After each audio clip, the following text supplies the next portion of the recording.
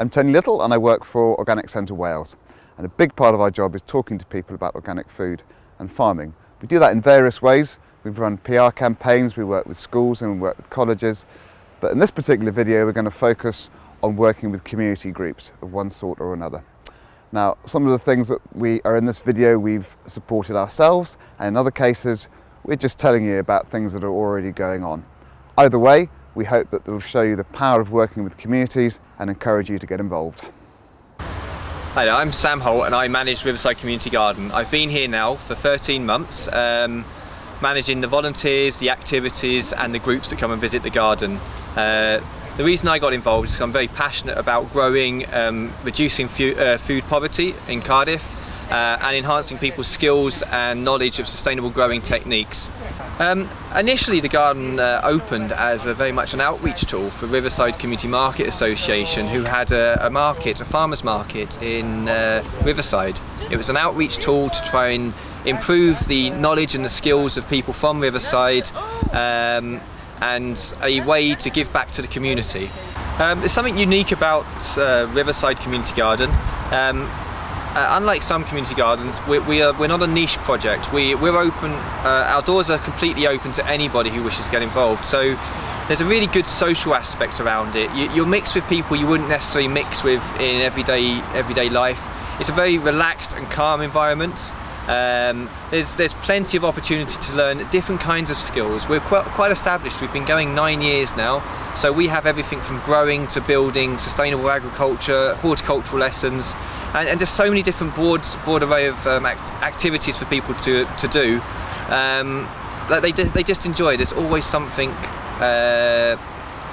People get to follow their passions and what they're interested in. There's always enough things for them to get on with.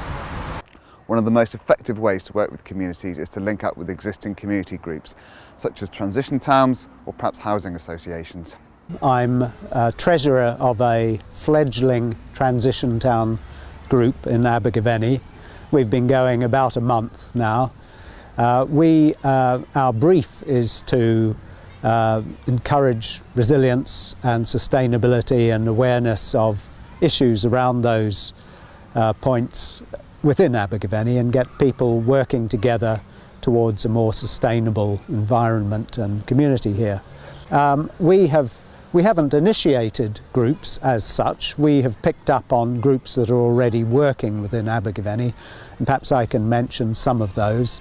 One is a very vibrant orchard and community food group, which is headed up by Laurie Jones. Unfortunately he couldn't be here today, but he has been very active in getting the attention of the council, bringing people down from Incredible Edible in Todmorden, and they have produced, or they have set up an orchard near the meadows, the Castle Meadows in Abergavenny, and that's thriving, going well. They have also initiated growing around the town in various green patches, made contact with the council, who is in fact very supportive of those movements. Taff Housing Association got involved in 2010 as a direct response from tenants who felt they needed somewhere to grow vegetables, flowers, soft fruit.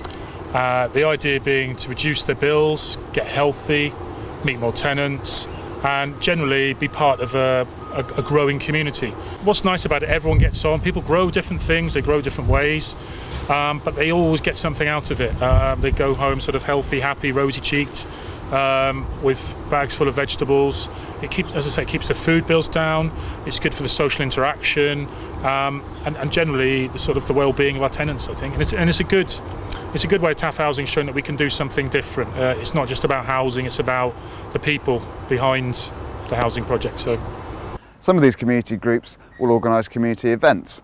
Bringing people together over a meal is a great way to talk about food, and it can also be a springboard to developing other community issues around transport or energy or fuel perhaps. We have plans to take part in a community meal up in one of our primary schools, and there we hope that we'll encourage parents to come and do the cooking, to bring their children, And again, we'll have a food quiz leading on to a discussion about the issues around food for people in Abergavenny and what it's likely to mean in the future. Other events can help to build capacity, such as building a clay oven. Okay, so what do you think people have learned today by building the cob oven? Quite a lot. Building a bread oven has brought a lot of understanding of natural material, and people learned also how to work as a team. I don't mean that they've not known how to do that before, but it emphasizes it a bit better, because in this process it's working with different abilities and different age groups and different professionals. The health benefits of getting involved in community food projects are well researched and well documented. Tell me a bit about why you decided to do some gardening. Well, when I came here in 2012, I lived in Roth. I didn't have a garden, and when I joined TAF in 2009, we started pestering Steve and Annette if she could or if they could find us something, because we are sitting and rotting at home doing nothing. So when this came up, we were very joyful, because we had nothing to do. Some of us, we have retired, and we were sitting around the tele doing nothing, and our life was just deteriorating. FAMWell's been involved in the Growing a Healthy Older Population programme with Cardiff Metropolitan University. He's been part of a sort of year-long study. They've measured his health benefits, seeing about his breathing capacity, how far he can walk, grip, stride, and it's proven that his time in the allotment has actually helped him. He's in his 60s, and he's probably as fit as a man as in his 30s. I think more now because of the organic side of things. I'm very concerned about pesticides and weed stuff, herbicides, that's the word, isn't it? Herbicides, and how they're getting used in our food. As I run the charity as well, I'm very concerned about what children are learning about that. The children we work with are being home educated, and they're very much aware that food doesn't come from supermarket shelves and that it is grown, but a lot of them don't get access to places where they can actually see the practicalities and learn about organic gardening. So they come down here every week, they learn how to grow their own food, they get to take it home to cook it, to eat it, and they learn the science side of things. Up to now, we've focused on communities in towns and in cities, but what about linking urban communities to producers in rural communities? This is the idea behind community-supported agriculture. Our CSA is a model of production where the risks and the benefits of farming are shared with the farmer. So as a member of COCA, I'm not the farmer, I'm a member, I buy the vegetables, I pay at the start of every month for a share in the vegetables, and that's a share in the harvest every week of the year.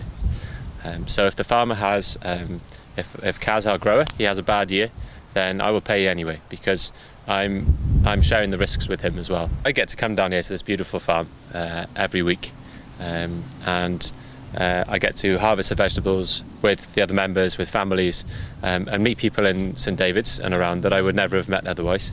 And it's a really sociable thing to do, just to be on the field, working together, weeding or planting or harvesting. This is a great spot here. And actually it's a privilege to know the Miles family who farm here, because they're great people and they work really hard. And I have a much clearer understanding of just how hard work farming is. Was there anything in particular that you wanted your kids to get out of being part of COCA as they're growing up? I think I want them to learn about where things come from and how things sort of develop and grow, and how, especially vegetables as well, but not just that, but other things as well. But within COCA, the vegetables, how they grow, they develop, and where their food comes from, so they don't just go to a supermarket and get it out of a packet with a lot of waste that goes with it and all the packaging, that they're actually learning how it grows, and they get to enjoy it and eat it. And we've had so many more vegetables than I'd ever have bought from a shop, and we've come up with different ingredients and recipes that they've got much more of a varied diet because of it. So yeah, my child surprised my parents when he knew what a mouli was, so that shocked them. So yeah. And Has it been a valuable experience for you? Would you recommend it to other young families? Yeah, I would recommend it to other young families. It's really important as a group to be able to get together and get the children out and enjoying it. And I think the more children there are, the better they behave as a group, really, because they can enjoy things more and stay there and don't wander off. And yeah, I think it's really good for children. These are great as standalone projects, but how about if we could bring all of those things together and coordinate them? This is the idea behind things like food charters, which Cardiff City and Gwynedd County have already developed and signed. And these aims to give people access to more local food, more sustainably produced food, and benefit local economies. Cardiff has gone one step further and is one of only 6 sustainable food cities in the UK. And that means linking procurement, linking education, and basically getting everybody access to better quality, more sustainable food. At the end of the day, we're all human, and humans are social animals. And the reason that we live in communities is because together we can achieve things that we never could individually. And that's why working with communities is so powerful and so effective.